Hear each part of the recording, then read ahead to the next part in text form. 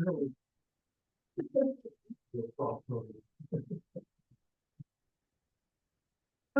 hello everybody, and welcome to the Corner Society. Thank you so much for being here tonight. Many of you already know me. My name is Christy Slobogan, and I'm an assistant professor of health humanities and bioethics at the University of Rochester Medical Center. I've taken over Corner Society this year from the wonderful McCall Roz, who many of you also know, as she served as the chair of the Corner Society for the last several years. As usual, before we start, I'd like to give a small bit of background on the Corner Society. Dr. George Washington Corner was the first professor of anatomy at the University of Rochester Medical School. And in 1934, he organized the Medical History Club to provide opportunities for students and faculty to attend lectures and enjoy lively discussions on a wide range of topics within the history of medicine.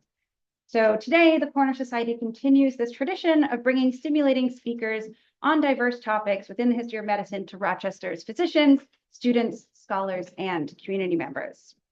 So I'm really grateful that these events can continue to take place as part of this long-running series, and that's thanks to the generosity of the Department of Health Humanities and Bioethics, the Paul M. Scheibe Center for Bioethics, and the University of Rochester Humanities Center.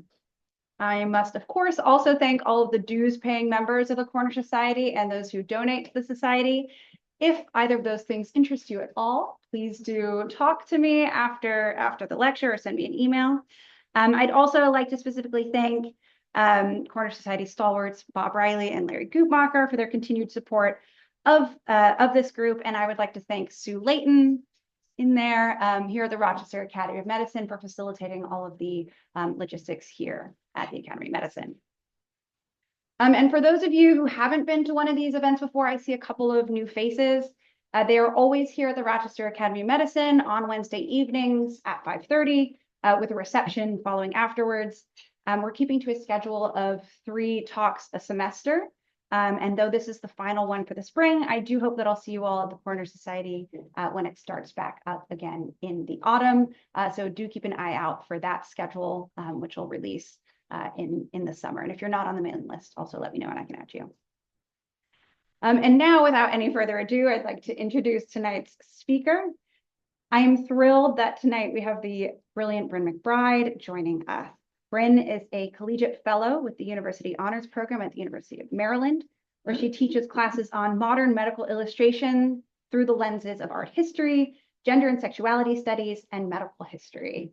She holds a PhD in art history from Penn State University, an MA in art history from George Washington University, and a BA in the history of art and English language and literature from the University of Michigan. Prior to her appointment at Maryland, she held a junior fellowship at the Turin Humanities Program from 2021 to 2023. Her work has appeared in several academic journals, and her current book project is titled Embodied Medical Mythologies, 19th Century Bodies, Medical Imagery, and the Construction of Biological Identity. In this book project, which is somewhat related to what we'll hear today, in this book project, Bryn considers how the visual language of the medicalized body permeated visual culture and transformed experiential categories of identity into inescapable and visible physiology. So please join me in welcoming our speaker today.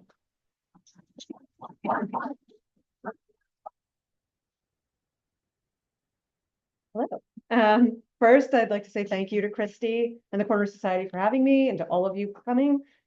Great crowd. It's a lovely, beautiful space. I'm really happy to be here. I do need to begin by saying that this lecture will feature images of nude bodies, some taken in a medicalized context, including images of genitalia, and for which the levels of consent of the subjects are impossible to ascertain. In addition, there are photographs of the genitals of an intersex person, which participate in a long history of photographing, publishing, and distributing intersex bodies that stretches into the present and has caused harm to people living today. I include them here in order to interrogate the systems of medicalized looking and representation that have transformed the bodies of individuals into medical oddities, subject to the interest and curiosity of doctors. Wrong button. Nope. The keyboard is frozen. This one? Nothing's working. Nope.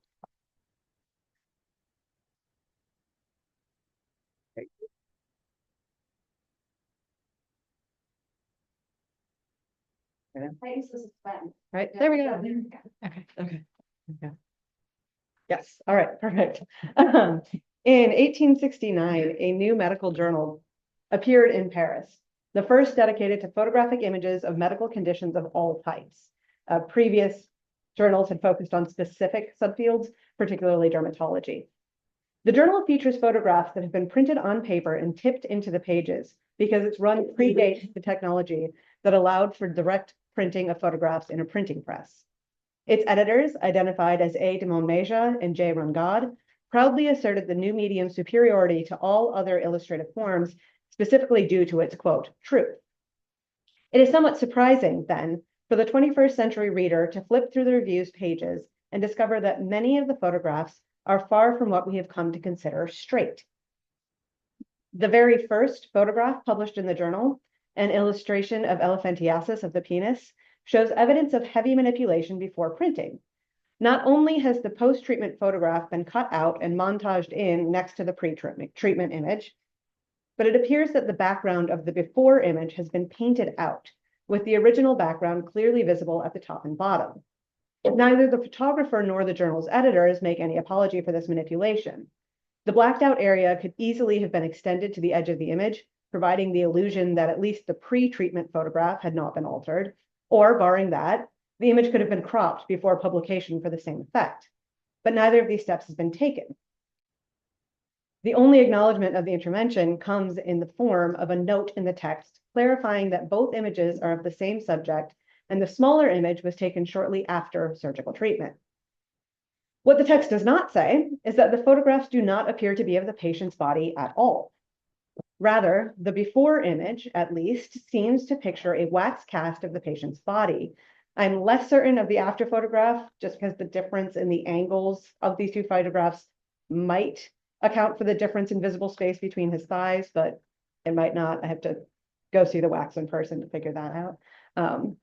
But for sure, the first one, the before images, which is also notable once you look at it. He doesn't have a torso and he doesn't have shins, so it is the cast. While it is striking that the very first image in the journal does not align with our 21st century standards of truth and objectivity, the journal continued its run for 8 years through the highly disruptive siege of Paris and the brief establishment of the Paris Commune in 1871, and it can be found in medical libraries across Europe and the United States today, including a near complete run at the National Institutes of Health, where I took the majority of the images that I'm showing you today. The journal flourished despite, and I will argue in part because of the manipulated images found in its pages. I have come to believe that the photographic review of Paris hospitals functioned less like the instructional manual it purports to be, and more as a visual record of difference, one that reassured its audience of elite white men of their position of power and authority over the bodies of those they observed and treated. To demonstrate this function, I would like to turn to more extreme examples of photographic intervention within the photographic review of Paris hospitals. In July of that first year of existence, the review published a photo of a man with an extreme form of teratology, or unusual physiological development, resulting in double genitalia and a supernumerary leg capped by a webbed and lumpy foot. It is no accident that both of the photographs I've shown you document unusual penises. The review includes a disproportionate number of photographs of genitalia, and they are the most frequent and most extreme recipients of manipulation. The text that accompanies this image of teratology provides the title for this lecture, when the editors state that, quote, cases of teratology of the sort that we have described are quite rare, and it is mainly for this that a certain interest of curiosity attaches to them. The write-up is based on a report out of Madrid in 1865. It identifies its subject as a 29-year-old Portuguese man named Juan Batista de los Santos, a clear Hispanicization of the Portuguese, who had toured Europe earlier in the decades and allowed groups of medical doctors to examine him for a fee. The text also assures readers that while the editors themselves never encountered de los Santos, several of their colleagues saw him when he came to a Parisian clinic. The photograph is, quite clearly, a fake by today's standards. The double genitals appear in significantly sharper focus and much more dramatic light than the body they are attached to. They feature stronger highlights than the rest of the image, giving them an almost luminous appearance. And the angle of attachment, particularly on the left side, is difficult to credit. I suspect that the doubled penises were hand-drawn and montaged onto the photograph taken for this purpose. The third leg also presents evidence of photographic manipulations. The field of focus and lighting are difficult to reconcile with the rest of the photograph, particularly that dark black outline above and below it. And the deep black background found only on that part of the image indicates that this feature too may have been added artificially. The dimensions of the limb segments and angle of the joint appear suspiciously similar to a human arm from shoulder to wrist. All of this implies that someone put a great deal of artistry and effort into manufacturing a photographic image that is not entirely convincing as a photograph. This might make some sense if all medical images at the time were photographs and the medium was a necessary aspect of medical authority. This was decidedly not the case, however. In the 1860s and 70s, the vast majority of medical illustrations that were published and circulated in texts were wood engravings. This is a photograph from the 1870 volume of the review alongside a wood engraving based on it that was published in a very successful gynecological manual. The comparison illustrates some of the advantages of wood engravings over photographs as an illustrative medium. Wood engravings were relatively fast to make, easy to embed in texts, and provided clear, easy to interpret images to readers of medical journals and books. Here you can see how the engraver differentiates layers of muscle and sinew through variations of light and dark, the direction of shading lines, and dark outlines that help the viewer identify and organize the anatomy in front of them. In contrast, the photograph presents a washed out and chaotic mass of flesh that is much more difficult for the reader, particularly the hypothetical non-specialist, to sort through. Even the letters labeling various organs have been awkwardly tacked or tucked into the organs in the photograph so that they obscure other bits of anatomy rather than floating conveniently in space as they do in the wood engraving. The hand of the artist, by thickening some lines, adding shadows, moving lettering, creates a more rational and legible image than the camera, demonstrating the advantages of non-photographic representation in medical texts. This reality is acknowledged even within the pages of the review. This is a pair of images also from the 1870 edition that both picture the same individual. The left is a photograph of the patient's legs laid out on a bed. The next plate in the issue on the right of this slide, is a photograph of what appears to be a line drawing of the same patient's legs, viewed from the side and separated to show a more complete view of each limb. The handmade image provides clarity where the camera lens offers confusion.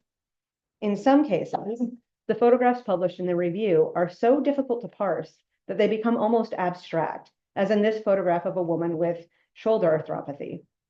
The image is overexposed so that the woman's arm, which twists up and back, obscuring her face, merges with the white bed sheets. The white head covering she wears blends with her pillow, erasing the boundary between her and her setting. The rest of her body dissolves into space, and I have yet to confidently locate the position of her legs. The photograph illustrates the final stages of, quote, deformation in a patient under long-term care at the Salpêtrière, one of Paris's hospitals for women. The review's editors pair it with another line drawing to document the onset of her disease. The drawing is frontal, and while the woman's right arm and shoulder are notably enlarged, the rest of her body looks almost entirely normal. The abstractions of the photograph, in contrast to the simple clarity of the drawing, only serve to emphasize the severity of the woman's transformation from a being who is recognizably human into a violently twisted, faceless jumble of parts that do not quite coalesce into a rational body. It is not shocking that the editors of the review would, despite their assertion of photography's truth and superiority, exploit the representational shortcomings of the photographic medium in the pages of their journal. It has been well established that 19th century viewers brought deep skepticism to photographs, questioning their usefulness in capturing the natural world due to the practical limitations of the medium, but also bringing an impressive awareness of the extent and types of manipulations that could be applied to a photograph before a print was ever made. A 19th century audience, therefore, was perhaps even more primed to question the veracity of a print that shows evidence of manipulation than even a 21st century one, with our skepticism of Photoshop and AI generation. The 19th century audience was quite likely to reject a photograph that violated their standards of truth if accurate representation were the goal of that photograph, making the presence of an image such as this one in a medical journal even more difficult to explain today. Lorraine Daston and Peter Gallison have argued that the makers of late 19th century scientific images, in images that were intended to be objective, prioritized what they term mechanical objectivity, that is, image making that actively resists the biases of scientists and artists alike, as the primary marker of scientific value, suggesting that a useful scientific image was an unaltered image. Many scholars have offered critiques of Daston and Gallison's framework, and even more have provided nuance and exceptions to their admittedly broad categories. I have argued for another exception based on these manipulated photographs. In the case of uncommon bodily formations, particularly those pertaining to genitalia, or that were perceived as sexual in nature, even obvious photographic manipulation was embraced if it resulted in an image that met its viewers' expectations of difference. Photography maintained its superiority over, quote, all other types of iconography, the phrases that the editors use, even when the final photograph is a careful combination of disparate parts and mark-making techniques. In part because the use value of these images was not necessarily in their veracity, but rather as a group of images that collectively reaffirmed the boundaries of an elite group of wealthy, educated, able-bodied white European men who were authorized to access and observe them. So why then create this image in particular? I believe that this photograph is based on an existing wood engraving of a famous medical oddity. On July 29, 1865, the British medical journal The Lancet, which you may be familiar with, published an illustrated account of one Jean Baptista dos Santos. I've been assured that while this is closer to the Portuguese than the Hispanicized version published in the review, it is still likely not the subject's even name. In addition, John Baptista was the name of a 17th century, so it's the name that a 17th century Italian man gave to his parasitic twin attached to his abdomen when he toured Europe, exhibiting himself as a novelty. So Jean Baptista dos Santos may be a stage name intended to invoke the memory of a medically renowned predecessor. Santos is here listed as 19 years old rather than 29, but otherwise has the same unusual physiology described in the review. The Lancet's article includes 4 wood engravings, 3 front views and 1 rear. The relationship between the manipulated photograph and the second wood engraving should be immediately clear. The photograph is a mirror image of the engraving with a few more body parts included. This mirroring might imply that the photograph was the original image and the engraving is derivative of it, as prints necessarily mirror their subjects because of how they're made. However, the relative size of the 2 penises in the engraving corresponds with the written accounts, which state that the patient's right penis is slightly smaller in circumference than his left because he preferentially uses the left for sexual intercourse. So it's the photograph that is flipped. In addition, while the text in the Lancet's article directly refers to drawings, neither entry mentions photographs being taken of Santos, and the review's text gives no provenance for the photograph at all. The review's first issue implies that all of the photographs in its pages came from Monmeja and Rengaud's own photographic studio in the Saint Louis Hospital, but the text describing Santos indicates that Monmeja and Rengaud never saw him in person. Given all of these facts, it seems likely that Monmeja and Rengaud, or someone acting on their behalf, used the wood engraving as source material from which to build a photographic print. The result is an image whose value as a medical photograph is not damaged by signs of manipulation. Rather, those interventions are evidence of the creator's commitment to the medium. The photographer shaped an image that matched established scientific documentation and thereby created a valuable medical record of an unusual body.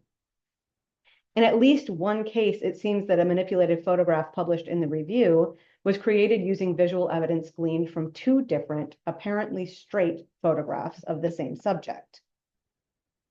The first issue of 1875 used all 3 photographs to illustrate an intersex individual who remains unidentified in the text, but who may be a woman named Marie Madeleine Lefort, who was something of a medical celebrity in France. The close-up shots of the genitals, plates 2 and 3, appear to be straight photographs of the same person who has reached between their legs in the second photograph to pull back their prepuce and reveal their glands. The full body portrait, plate 1, is a heavily manipulated combination print. The subject's head is slightly too large, too far forward on the shoulders, and features a halo effect around the beard. The lighting throughout is inconsistent, and the chair fits awkwardly into the space. Most telling, however, is the treatment of the individual's body hair. The shape, placement, and density of the chest hair is strikingly unusual.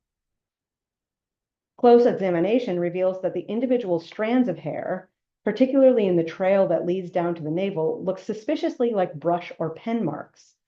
The entire patch of hair may have been added in by hand, but why would anyone add such an odd and apparently extraneous element to a photograph, particularly when the photograph has an explicit interest in being believed? An explanation for the addition of this unexpected detail can be found in the close-up photographs. In plate 3, the photograph in which the subject has reached forward, the rotation and constriction of their upper body has created a long, narrow shadow that stretches down to the center of their chest and extends to the navel. A photographer tasked with creating a full-body portrait using only plate 3 as source material may very well have invented the long, crooked trail of chest and stomach hair that appears in plate 1 to account for that shadow, particularly if that person did not have access to plate 2. That doesn't include it.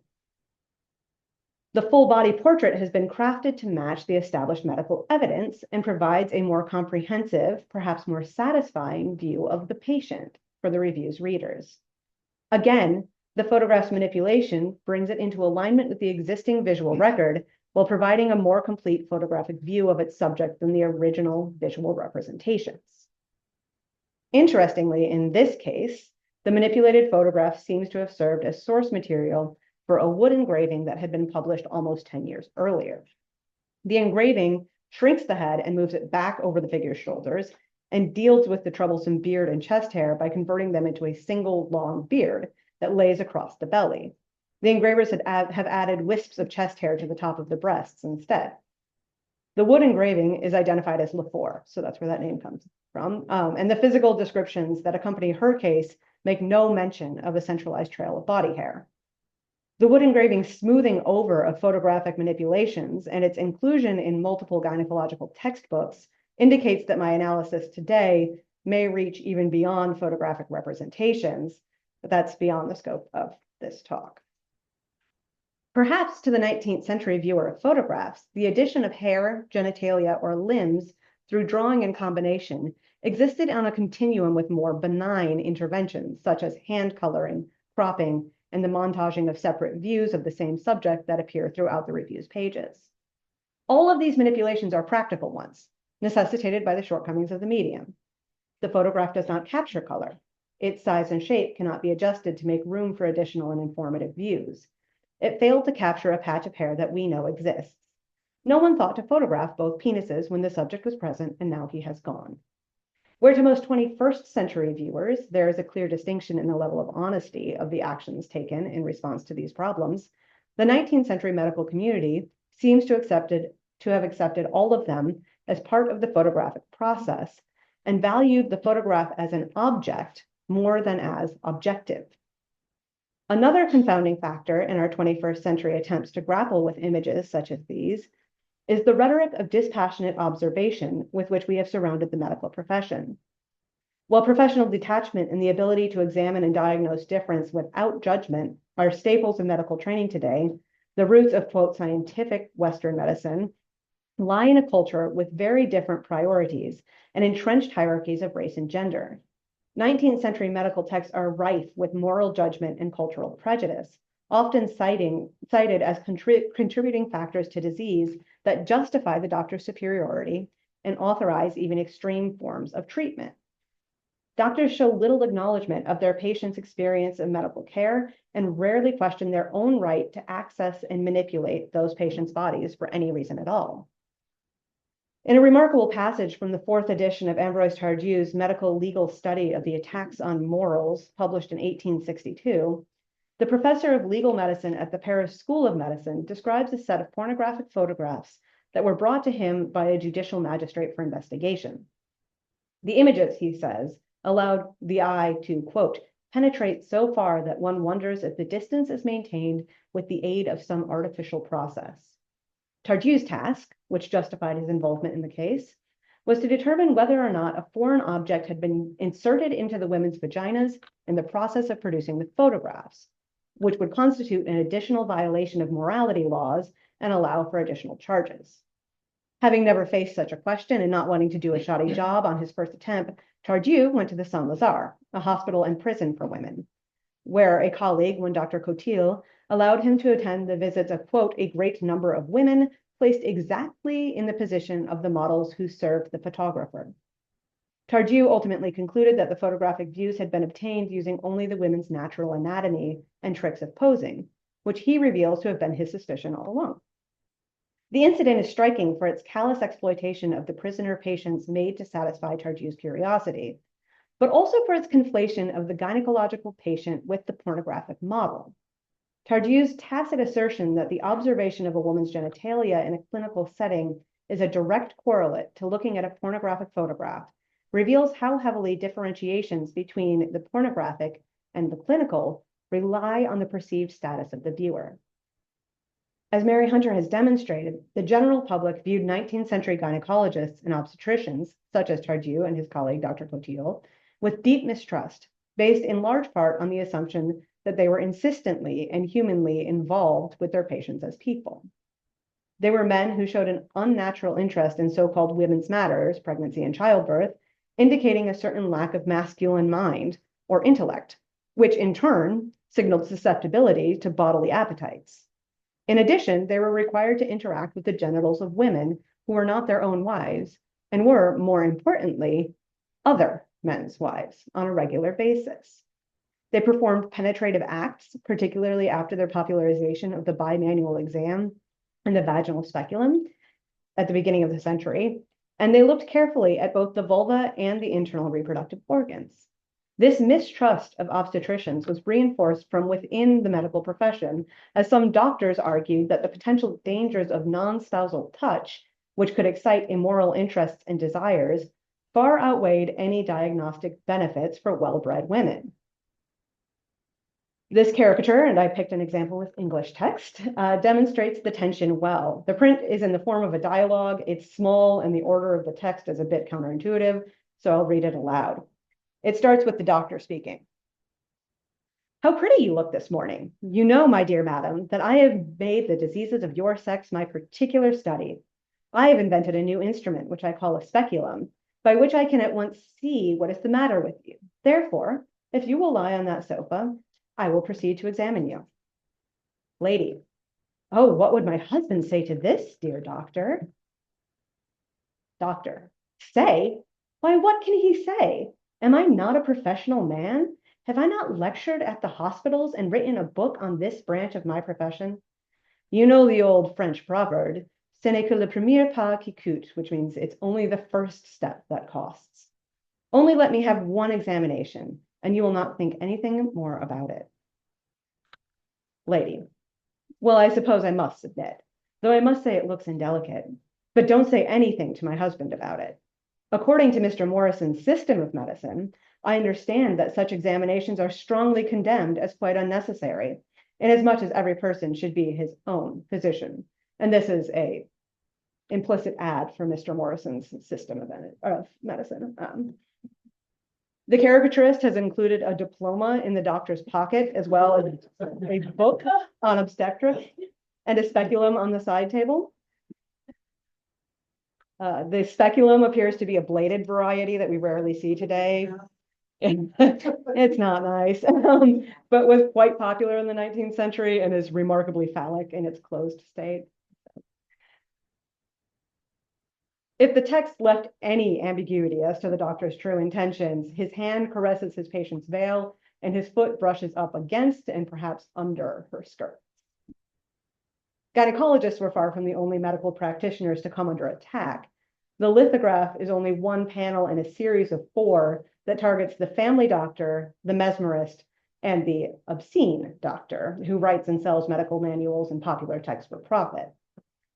While the obscene doctor is criticized for his greed and exploitation of men, the failings of the other three can be found in their improper access to women and their bodies. Images such as these indicate a deep skepticism about the ability of doctors to engage with patients' bodies, particularly those unlike themselves, such as women, with the dispassionate and objective remove that we attribute to them today. Tardieu's own cavalier attitude toward the patients he had access to reinforces this perception. Perhaps this is why Tardieu is careful to say that the pornographic photographs he, quote, investigated were all destroyed. It would be too easy for his readers to envision him keeping them for personal enjoyment. There were a huge number of nude photographs in circulation in the 19th century, particularly in France. Elizabeth Ann Macaulay reports that a single photographer had 1,748 prints designated as obscene when his studio was raided in 1859. A hand colorist who was raided in 1861 was found to possess I quote, a dark room containing 1,200 obscene photographs, boxes of stereoscopic views disguised as books, 3,000 prints on paper, 307 negatives, 3 trays with photographs being processed, 4 albums of nude women, 102 large format prints of women in licentious positions. In addition, Macaulay notes that obscene photographs from France were circulating in Latin America by 1860, an impressive feat considering that photography was officially invented in 1836, and it took time for practitioners to develop technologies that allowed for mass reproduction, such as negatives and lightweight prints on paper, as opposed to metal or glass that could circulate easily. As Macaulay has noted, these pornographic images were accompanied by a whole host of other photographic nudes that slipped by the censors with what they claimed, with the claim that they were, quote, academic, that is, intended for use by artists. So-called academic nudes played up props, drapery, and settings that indicate a high art context and were less likely to include detailed images of the vulva and people engaged in sexual acts than more straightforwardly pornographic photographs. As Macaulay points out, however, academic nudes and pornographic photographs were produced by the same makers, distributed through the same networks, and consumed by the same audiences.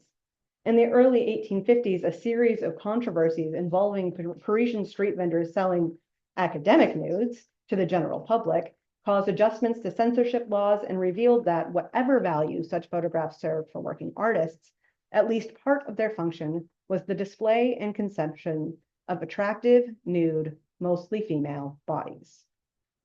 The Deroux image on the left, as well as the one on the previous slide, is known to have been posed by the painter Eugène Delacroix, an early adopter of photography as an artistic aid, while Moulin, a photographer with more than one run-in with the law on grounds of producing obscenities, made the image on the right. Well, we could make arguments to distinguish the two from one another. For example, the soft lighting and smoky atmospheric quality of the Deroux, the way Moulin's model turns to look over her shoulder, making eye contact with the viewer, the presence of a bed in the Moulin photograph, and the difficulty it poses to the viewer who would imagine an artistic work requiring this particular pose of the model.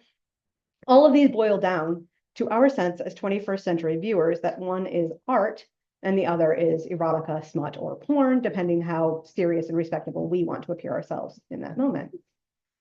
There has been much scholarly ink spilled on the differences between the nude, the erotic, and the pornographic, even before Potter Stewart's infamous "I know it when I see it" definition of hardcore pornography in 1964.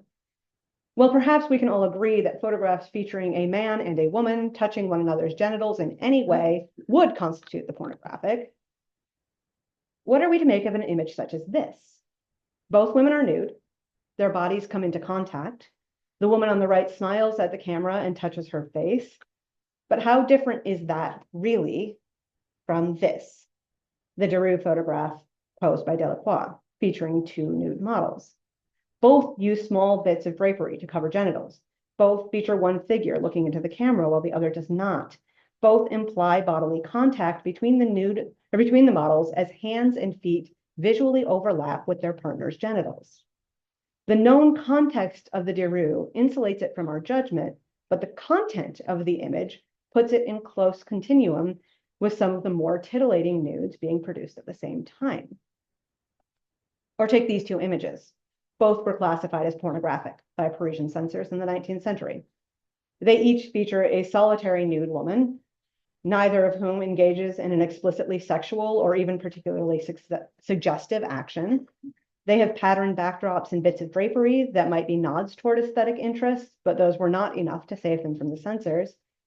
While they face the camera frontally, their pubic hair shields any view of genitalia, which cannot be said of Giroux's Academy. Frontal views of women's breasts and even pubic hair were not automatically disqualifying either. This is classified as an academic nude. And interestingly, pubic hair often serves to obscure genitalia, even in straightforwardly pornographic photos of women with their skirts lifted and legs spread. So genital visibility cannot be used as a marker of the pornographic in either direction. The point that Macaulay makes, and the one that it is important that we keep in mind here, is that 19th century Parisians did not seem to bother with these lines at all. The censors did, and they were constantly writing and rewriting laws in an attempt to isolate the, quote, obscene from the, quote, artistic. But the producers of nude photographs saw censorship laws as something to be beaten, barriers that should be approached as closely as possible without crossing them.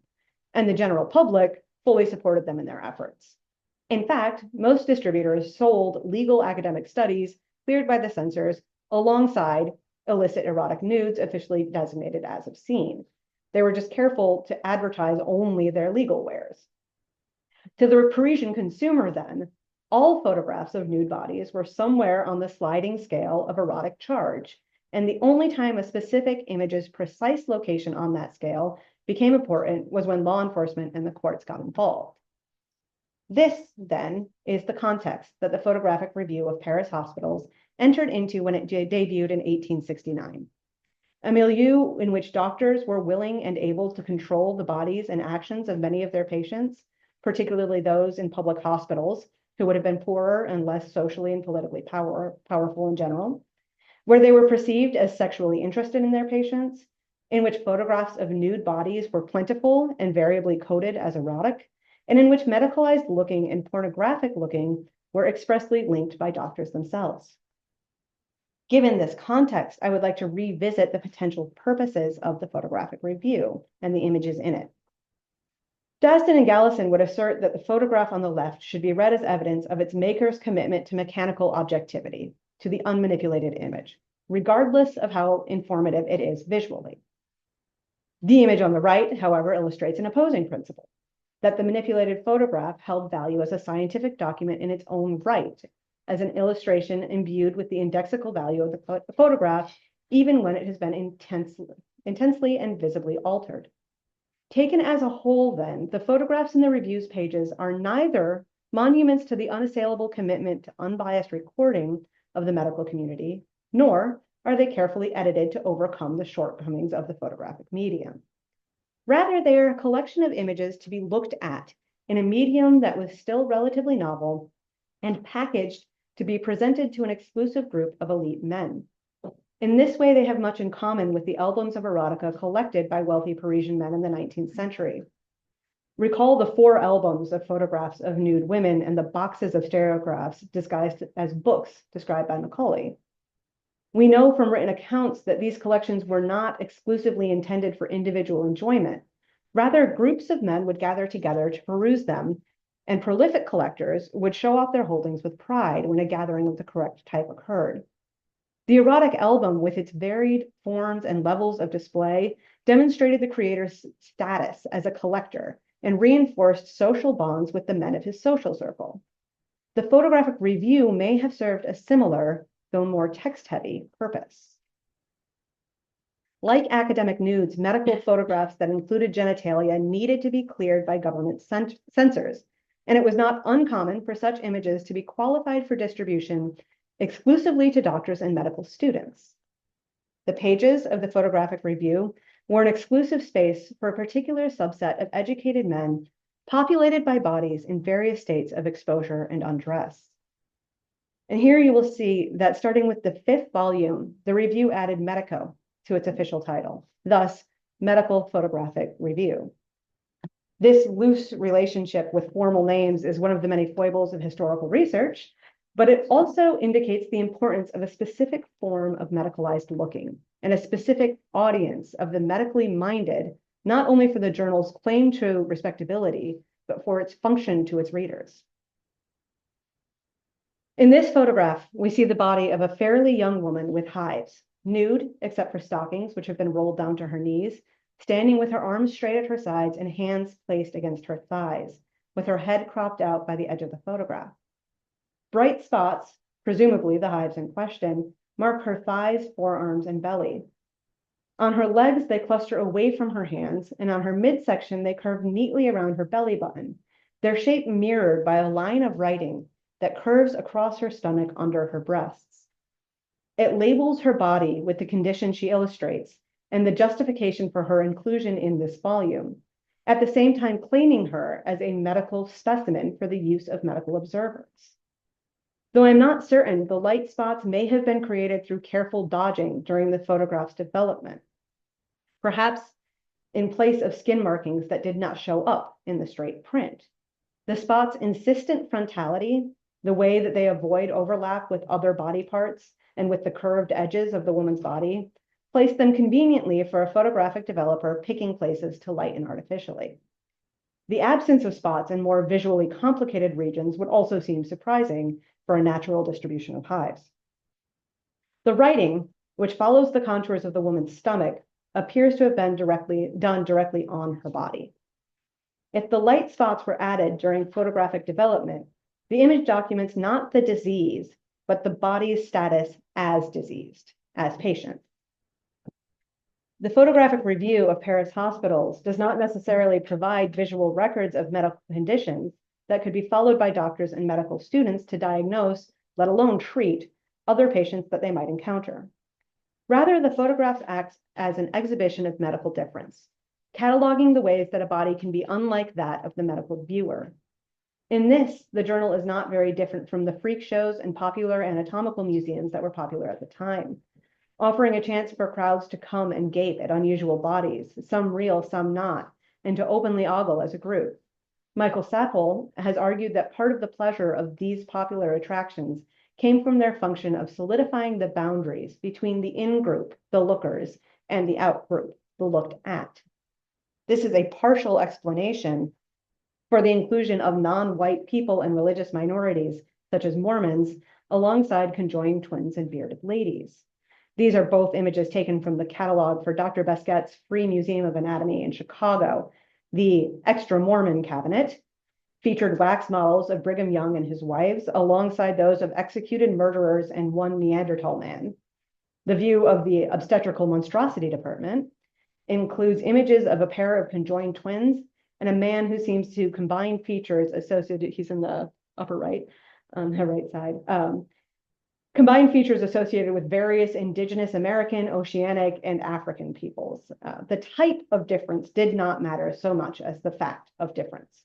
It reassured the audience of their own belonging and normality. The photographic review took this process of group creation a step further by limiting the in-group to medical professionals and students. The official academies in Europe and the United States were notoriously exclusionary at the time, limiting admittance to wealthy white men, often of good breeding. The men's shared profession involved privileged access to special knowledge, membership in medical societies, which frequently hosted lectures and dissections by prominent physicians, and the exhibition of, quote, live specimens, such as Jean Baptista de los Santos, or a young intersex woman who was displayed on stage at a professional gathering, while the doctors presenting her publicly measured various aspects of her genitalia, including a vaginal sounding. Membership in this group also provided exclusive access to carefully protected photographs. Even without the photographic review, there is evidence of the exchange of such images. In the 1870 Annals of the Medical Society of Rennes, a Dr. Delacroix ends his account of an intersex individual he examined with the information that he has 2 photographs of them, and that any doctor who would like a set of prints can buy one for a small fee, provided he can demonstrate membership in a recognized professional brotherhood. Even prior to widespread access to photographs, doctors exchanged images of bodies that had sparked a certain interest of curiosity.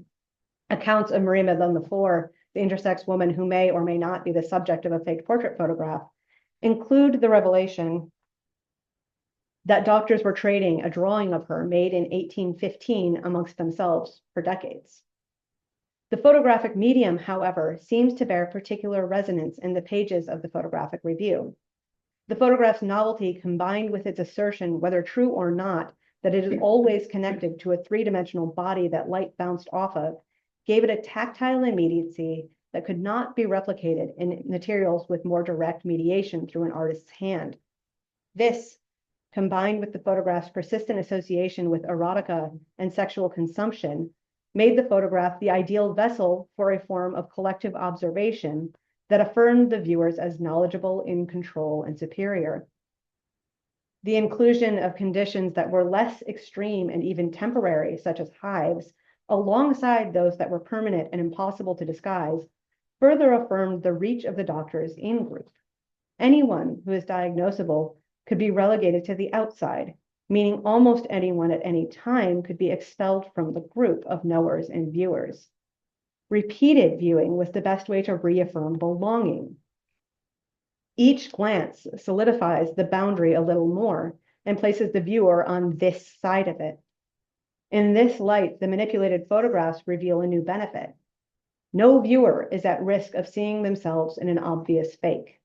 The wonder of the monstrous is that it is outside ourselves, and in the same way that it did not really matter whether the exhibits in a freak show were real or made to look real. It did not matter if the photographs in the photographic review of Paris hospitals pictured bodies that existed or ones that were invented in the darkroom. The continued inclusion of these volumes in medical libraries today, which, to be clear, is where I believe they belong, forces us to confront the question of how thoroughly we have rooted the structures of inclusion and exclusion and the power relative to those positions out of medical practice today. Thank you.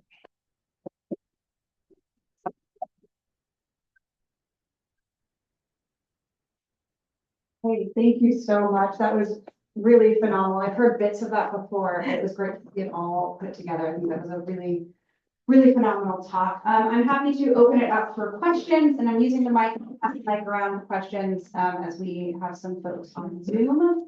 But does anybody want to start us off with a question?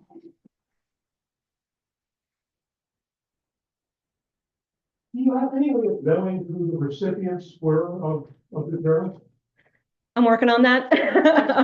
It's a big question. It is in a lot of different medical libraries now. Like I can find one or two copies of it all over the place.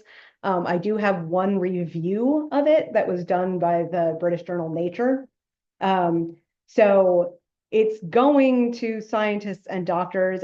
I suspect, and have not yet proven, that it is going to other elites as well. But yeah, it states that its audience is doctors, but I wouldn't be shocked if this was circulating more than that.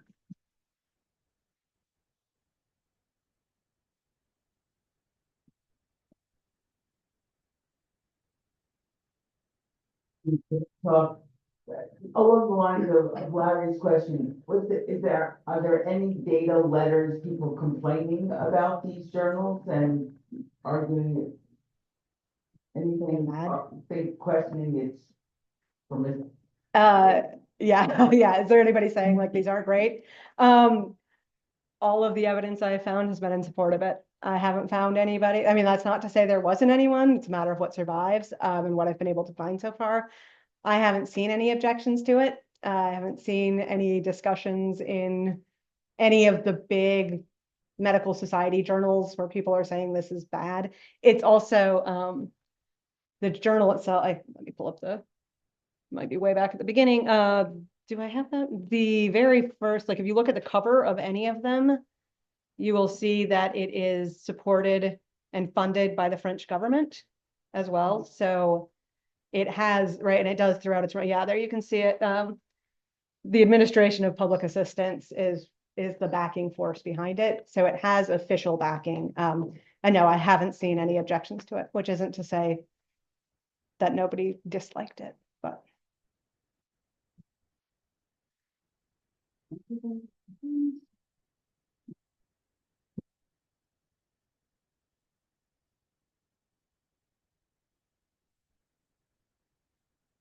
so much for that talk. You brought together so many interesting fields of thought and said it all so nicely too. So thank you. My question has to do with a person whose name you mentioned a few times, but I don't know if I'll get totally right, but Jean-Baptiste. Yes, De Los Santos. There are many Portuguese, versions. Spanish, Yeah. Spanish, Yes. now I'm Anglophone it, whatever. it is. Mhm.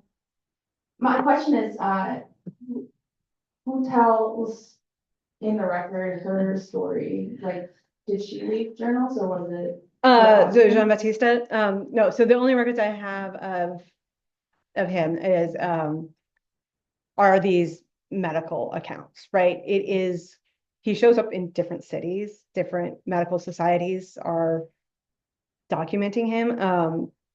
And so and they say that he's doing, like, he's getting paid for it. So it does seem to have been something of a job. But I have not found any text by Santos himself. Same goes for Marie Madeleine Lafour, right? The intersex woman. That we have these accounts, but they're all written by doctors. So it's really hard to get past that kind of mediation.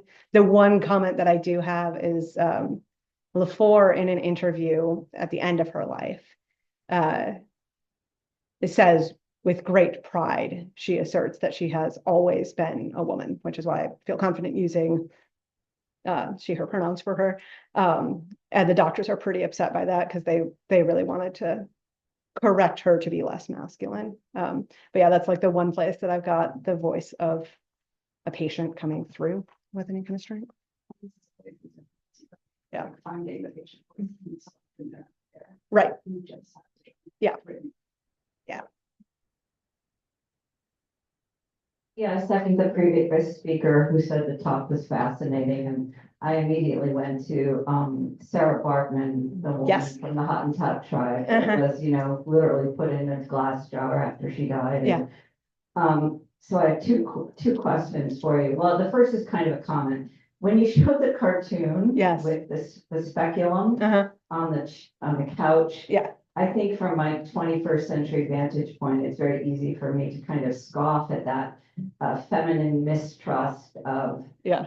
a male doctor. But I often think, as a feminist scholar myself, that midwifery was kind of taken away from women and the Yeah. exploration of our own bodies and us knowing our own bodies, Yeah. that women couldn't draw the new body, but yet they see new bodies from the moment they birth them. you Yeah. know? Yeah. And so, and then the speculum, a spectacle means to look. Yes. So like, in your opinion, what's the difference between curiosity and the prurient, right? Yeah. Like, and then the second question is, I hate this, but I was at a conference with a bunch of women who do internet pornographic studies. And one walked in and said, hate to tell you ladies, but I found a 4-month-old sex doll from Japan that's fully penetrable last night online that you can buy. Yeah. And I think like 3 of us wept, literally. Yeah. And so do you think technology is always first put in the service of the pornographic, the visual technology? Yeah. That's a serious question. No, yeah. Because I really wondered that, like you say, the dark web Yeah. accelerated because people wanted porn. Yeah.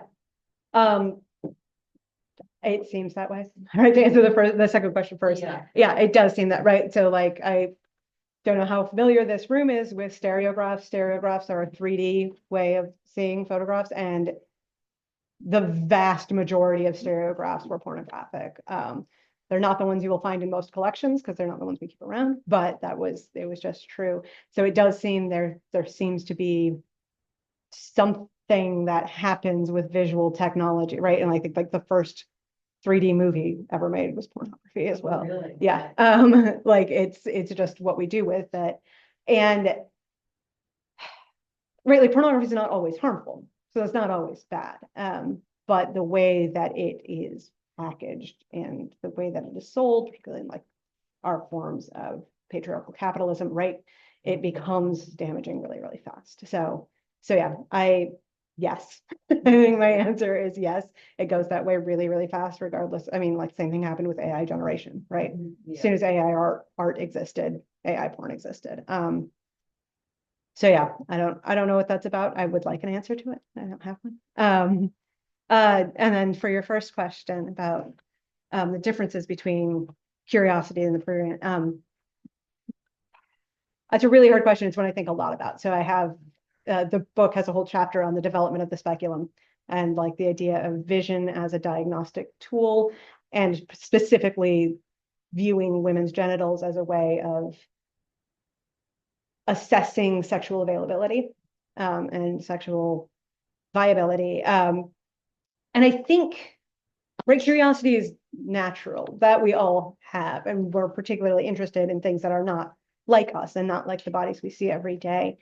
And I think as long as the person stays a person to you, that's fine, right? As long as you are interested in them as a person, not just as a body. But it's when they turn into an object of curiosity, into something that you have a right to, that's where it becomes a problem for me, right? And so that's, I guess, the best answer that I have to that. So thanks.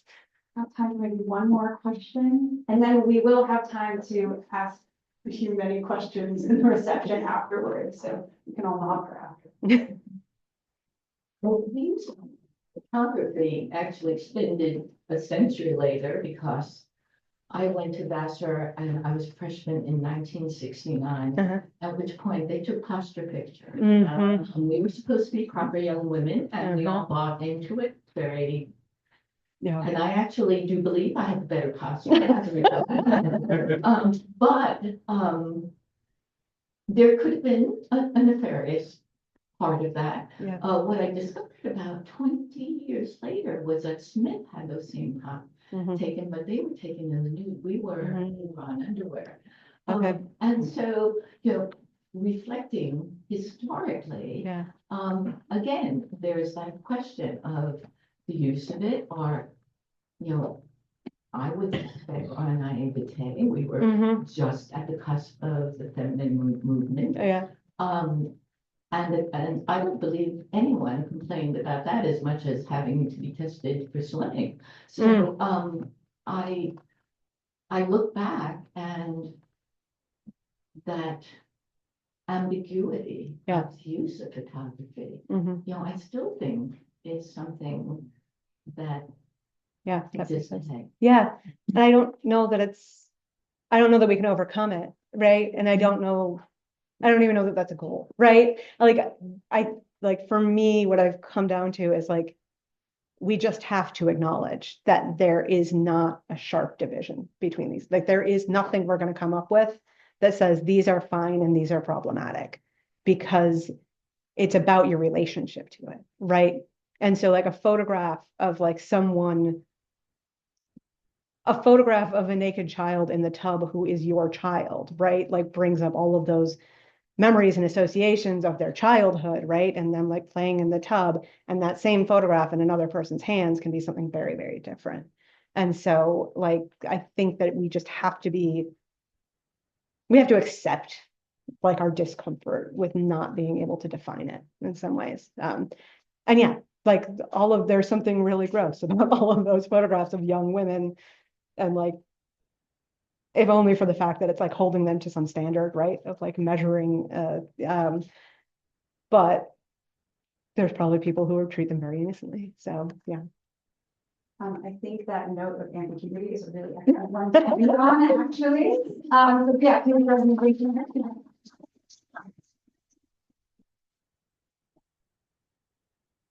And we have wine and snacks over in the over there. You can ask.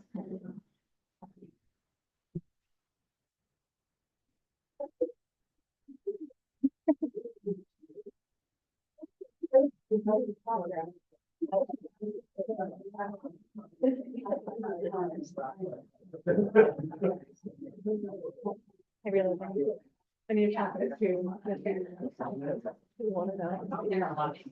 think I did not say that exciting.